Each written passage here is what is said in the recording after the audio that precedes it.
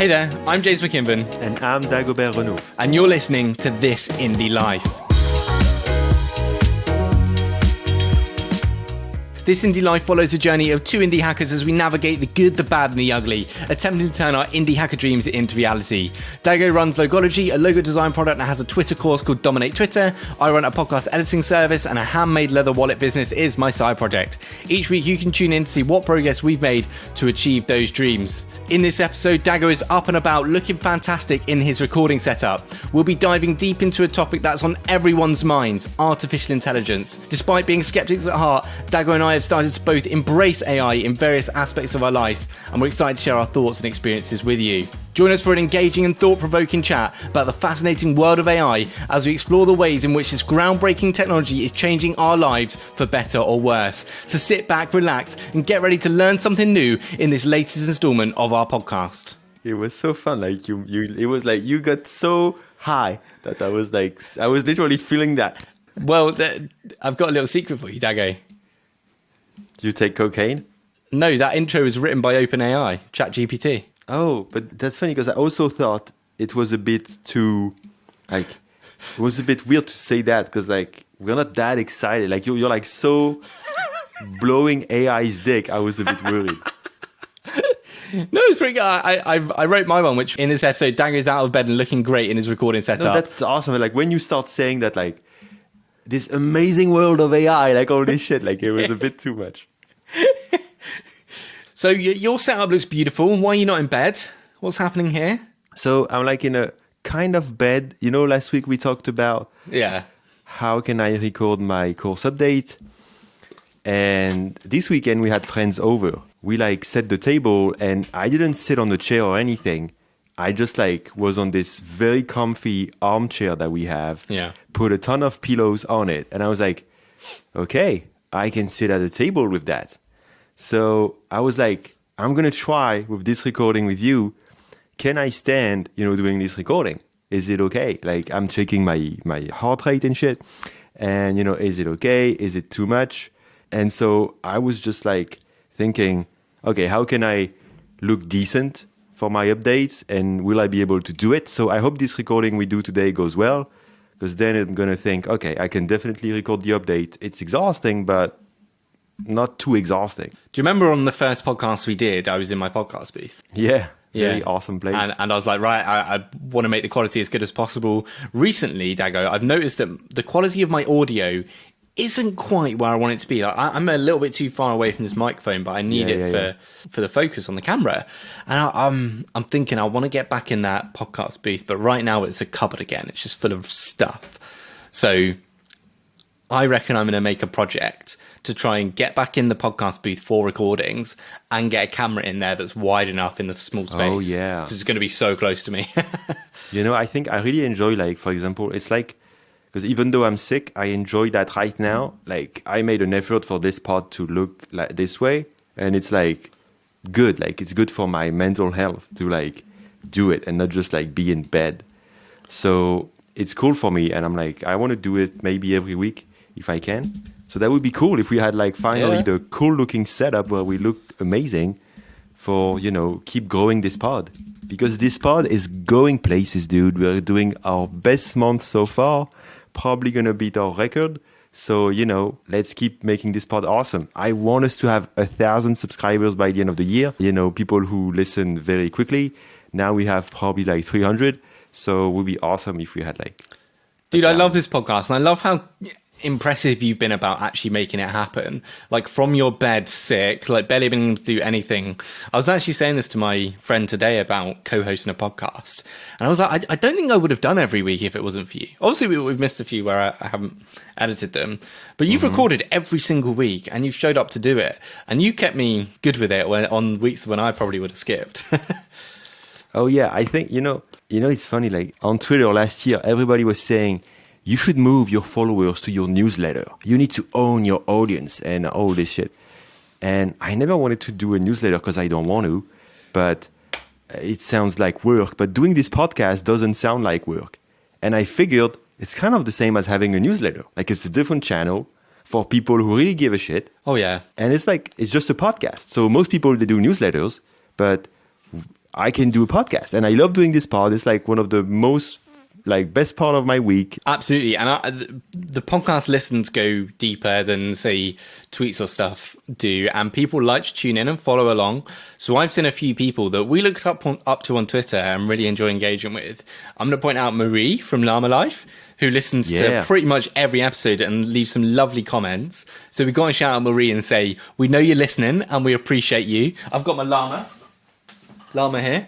Marie, if you're listening, go on YouTube. I'm holding up the llama now, who's very cute. I have it too, and we have it in the living room, and we call it Lulu because its name is Lulu. Lulu the llama. And I think we named it that way. I think I was one of the person who voted for that because it's for Lucy, my wife. So that's Lulu, and we're a family of 3. Like we have Lucy, me, and Lulu. Like we have the llama too. It's the best plush ever. I'm gonna call my llama Lionel. No, you cannot decide the name. It is called Lulu. It's like the official name. Oh, like the name. Okay, so it's Lulu the llama. Okay, fair enough. So yeah, I know Marie listens. James, who I've mentioned, that surprised me because he sent me a message just a few hours after I published the podcast. And I was like, James, you've already listened. He's like, James, I stay on top of my podcast queue. I was like, do you tune into every episode? He's like, yeah. So it's really nice, even though it's like a small number compared to what you might see on Twitter. It's people that tune in every week to see our progress and our journey, which is really rewarding. I just want to give a shout out to also Rodrigo, who is doing the job board search, and also Dominic Sobe. I don't even know how to say his name, even though I met him in Lisbon and he's a friend now. So hey Dom, thanks for listening. Cool, man. Well, what have you been doing this week? Yeah, this week, like ChatGPT, dude.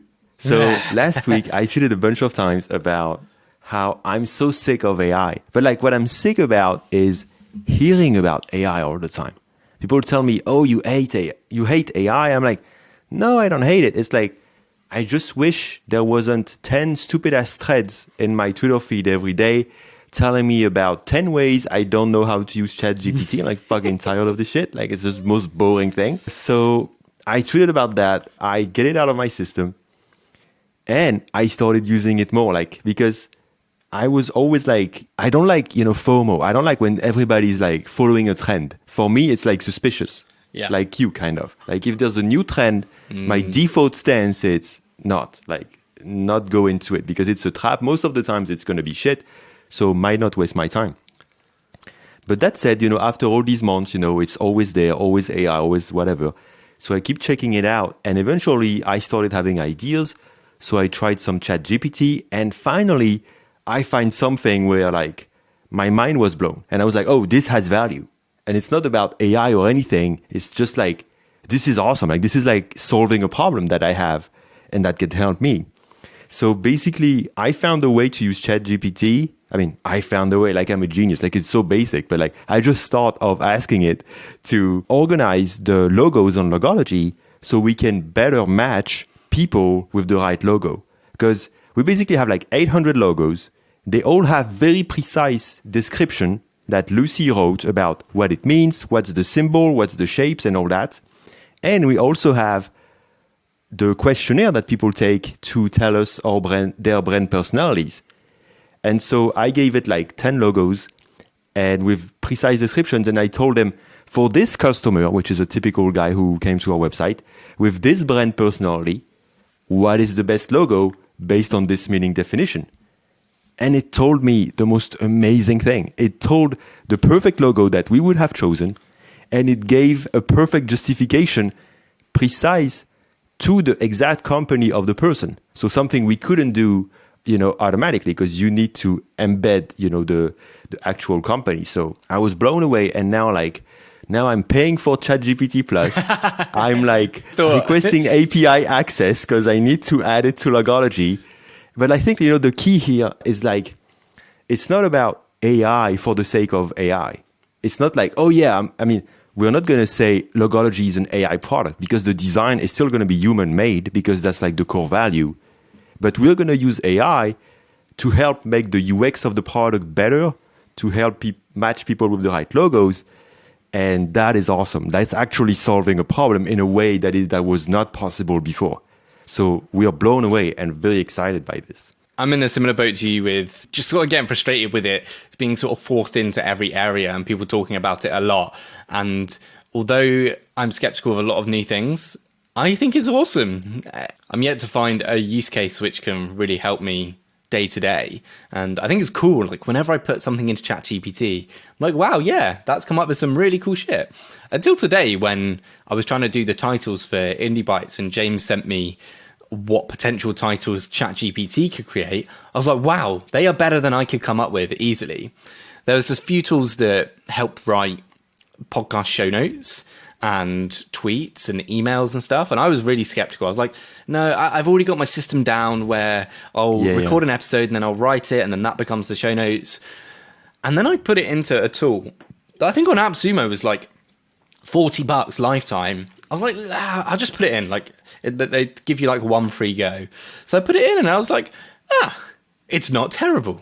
Like with a few tweets, that saves me lots of time. And about, when you wanted to write something, I'm paying now because I want access to GPT-4, which is like the latest model they released last week, and everybody was talking about it.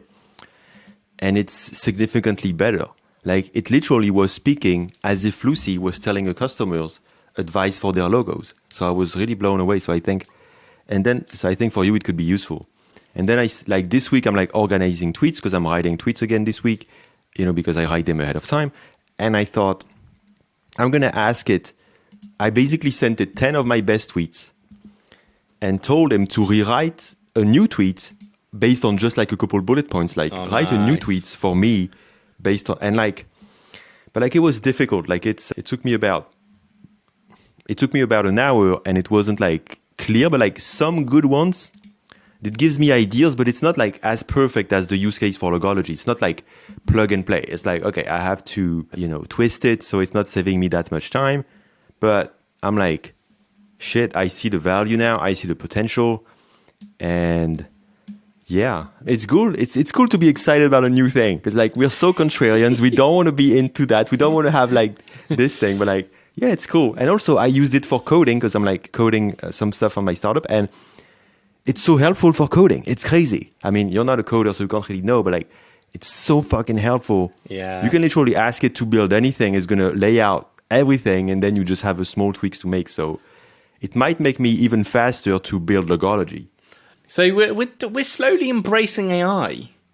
We should use AI in this episode to write the intro and also to write the title. And also to make your updates, which I found pretty boring, to be honest. No, of course Should I not. try? Cool. Is that all you've been doing this week? Playing around with AI? I suppose not. Yeah, that's pretty much it. Organizing tweets, coding the next version of Logology, going to, trying to solve this COVID thing, but that's just like ongoing. It seems like I don't know if I get better. It's hard to say. I think I'm going like 5 to 10% better each week, but nice. I'm not even sure. So did you get the test backs from the doctor? Yeah, got blood test. Nothing wrong, obviously, because, that's how it goes with long COVID. Everybody's sick, but nobody's got anything. Okay, what the fuck? But so yeah, I wasn't surprised, but I got I go see the heart doctor like in 2 weeks. Did you record the extra segment of your course?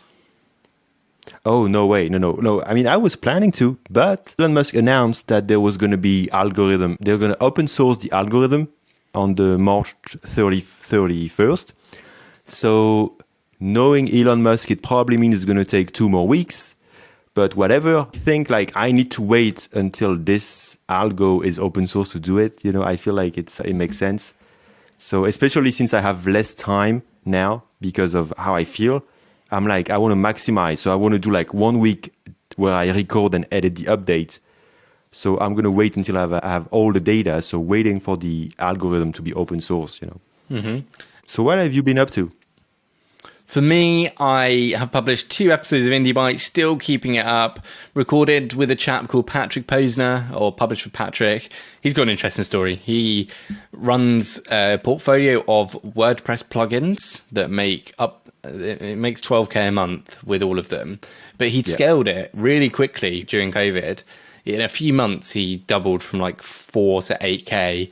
And then 2 years later, he's only at 12. I was like, why? What happened with the growth? How did it not continue? And he said, well, I I kind of sold off some plugins and reduced it a little bit. I was like, that's interesting. Why? And he said, well, I didn't want the extra.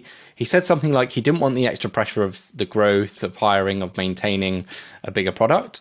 So whenever it gets too much, he either sells off the plugin because he wants to optimize for lifestyle. I was like, okay, that's interesting. Usually when people get to a point, they just want more. But he was happy. He was like, I slowed down growth. So that was Patrick. He's relatively unknown. Then I published another episode with my friend Elston, who's actually been on the podcast before. And when I first interviewed him, he was only at like $600 MRR. But he was a friend, so I thought, let's chat, let's see what you've done. But how have you got to that stage? Maybe relatable to people. And now he's at 10K MRR. And so it's fun to see his progress over the years and sort of what he's learned and the tactics he's employed to get there. And now he's full-time. While he's at 10K, it's not what it was when it was in the early days, where it's fun and you're hacking and you're like trying to chase growth and find different ways to improve the product. He does feel like it's a little bit of a job. So where does he find his enjoyment now? So that was Elston. Those were the 2 Indie Bites episodes. I went to do a recording with Justin Jackson. This was quite funny. I think it was the Wednesday after we'd done our recordings, and I did my recording for Lemon Squeezy on Wednesday as well. So it's like a really heavy recording day. Yeah. And I'm in bed, just ready to go to sleep. It's about 10 p.m. And I get a message from Justin responding to my earlier message of like booking a time to do our next Indie Bites. And he said, let's record now. And I first responded like, no, look, dude, I'm in bed. I want to chill. But then I was like, this is Justin Jackson, the Justin Jackson. I'm usually up later. So 5 minutes later, I'm like, come on, Justin, let's do it. Let's get on. Well, that's also something awesome about doing something right away. So it doesn't like become a thing. It's not like one more thing in your agenda. It's not like, it doesn't take any headspace. It's like, yeah, let's do it now. That's awesome. That's the best kind of, events. Exactly. And I'm trying to do more and more interviews chilled like this, or recordings because otherwise I get really stressed by them. And that doesn't always mean the recording is better. When I'm chilled, when I'm unprepared, it sometimes comes out as a better conversation. So I go, all right, Justin, let's do it. Let's chat. Joined in, recorded immediately. And we had an amazing hour-and-a-half chat with no agenda. We were just chatting about indie stuff, like some of the challenges I'm facing, some of the challenges he's faced. And although we didn't have a technical Indie Bites episode, because I didn't think there was much structure to bring it down into 15 minutes, I thought that's going to be a really good membership episode. And it got me thinking, that is what the membership could be. Because I've always struggled with this Indie Bites membership thing where... Oh, yeah, okay. Different conversations altogether. Exactly. I've not seen the value of just an expanded conversation that isn't edited. Sometimes yes, but oftentimes no. It doesn't add any extra value, I don't find. But if I just jump on with people like Justin and have an interesting chat about marketing and finances and indie hacker, that is just a meandering conversation, but it's still very interesting and packed with value. I don't think I can pull that down into an Indie Bites episode, but people would be very interested to hear that. And they could do it on the membership, which is good value at 60 a month. And I feel I'd be more confident putting those on the membership. I think it's awesome that you're still thinking of new ideas for Indie Bites. So I'd love to see you try that new format. I mean, to be honest, I never understood the value of the membership. Me neither. How many people subscribe? 60. 60, cool. Yeah. So how much does it make? 500? It's $60 a year. So 60 times 60. Does about $3,500 a year. 600 divided by 12, $300 a month. That's not bad, dude. That's like 300 MRR. It's not bad. I mean, for Indie Bites, it's small, but it's not bad. So, yeah, I would love to see you experiment with that. Maybe try a different thing. Maybe you can add this to the membership. It's another thing in the membership. Because the more you give, the more people are like, oh yeah, I can buy this. I'm gonna get the value for my money. I'm thinking so. Well, it's also the only way I can make money through Indie Bites this year. I mean, no, because you're getting paid still. So. Yeah, but if I want to get paid consistently, or the money that is coming from Indie Bites is upfront and not, I don't see it. It's going straight into debt. I understand what it's for, and I'm accepting that. But if I want to feel like as I'm producing it, I'm getting something back from it, the membership is a way to do that. Yeah. So, cool. So yeah, that is pretty much all I've done this week. It's been another pretty good week of edits and getting them out. We've got a chat with Arvid Carl on the Make Lemonade podcast. We released our one with Thomas Frank last week. JR and I are getting in our groove of recording, or like getting in our co-hosting groove, trying to build that rapport, the chemistry that I didn't think that was there from the start. The last episode we recorded, when he did the whole thing with his AirPods, it was a really good conversation because he really opened up to me. And I was like asking him, why are you investing in this podcast? The podcast isn't big at all, probably similar size to this one. And I'm like, why are you paying me to do it? And he said he wants to, if someone's moving their payment system over, he wants people to know who is behind it. So he wants to build up that trust. And he feels the podcast is a way to do that, where pretty much every week you can listen to the CEO talking about behind the scenes of building the product. That's awesome. And, you never know, like it can grow. You never know how it can end up growing and become like and drive customer acquisition. But yeah, that's cool. That's a very good reason. That also means they're making good money to be able to think of these things. Cool, man. All right, should we wrap up here? Yeah, was cool. Thank you for listening to this episode of This Indie Life. Hope you enjoyed the chat between myself and Dago. If you've got any questions or feedback, Dago asked for some in this episode, make sure you send us a message on Twitter. Our handle is @IndieLifePod. I'll pop a link in the show notes for you. And if you want to watch our beautiful faces instead of listen, a reminder that the pod is on YouTube. That's all from me. Stay indie. James out.